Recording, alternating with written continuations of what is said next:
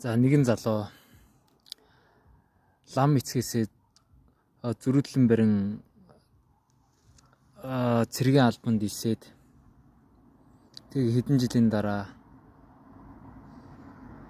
нэг л мэдхэд өмнө нь баахан ламнар хүлээлтсэн нэг л мэдхэд өөрөө ламнарын толгойд сум зохоор болчихсон байж идэг. Тэгэл би ч одоо юу гээд байна гэл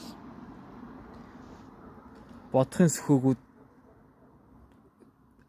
дээрээс ирж байгаа тушаалын дагуу хүн алхаас өөр ламнарыг алхаас өөр аргагүй байдалд очино.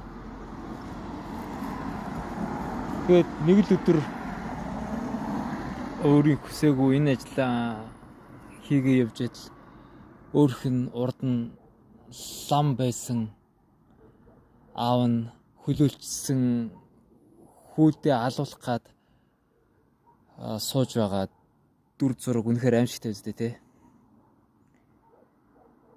Харин энэ аимшигтай дүр зургийг харуулдаг, бидэнд ойлгуулдаг, бидэнд бүр бодтоор нүдний урдор жирэлзүүлж бидэнд тийм айцтай гайхамшигтай мэдрэмжийг өгч чаддаг уран бүтээл бол ногоон нүдэн лам. Тэгээд ойлгомжтой штэ. Тэгэл лам нарын хэвлэл мэдээлэлд тухайн үед юу болоод яаж ийжсэн гэл аимшигтай зүйлсийг бүдэрэн бичдэг.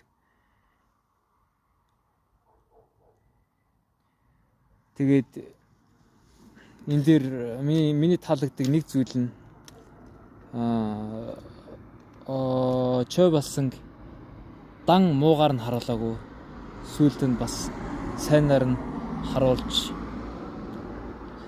гэж хичээсэн гэдэг нь ер нь бол таалагдж байгаа. Тэгээд манай гол дүр баасан лам яадаг гэдэг талаар уншсан хүмүүс мэднэ. Харин уншааг хүмүүс нь уншаар гэж зөвлөж байна. Монгол ном гэхэд бол би анхандаа бол итгээгүй. Яг нь Монгол гадаад хүн хоёр нийлж байгаа л хийсэн мөлий л дээ. Эхнэр нөхөр хоёр ч мэдгүй. Ямар ч байсан эмэгтэй манай Монгол сайд ч үлээ.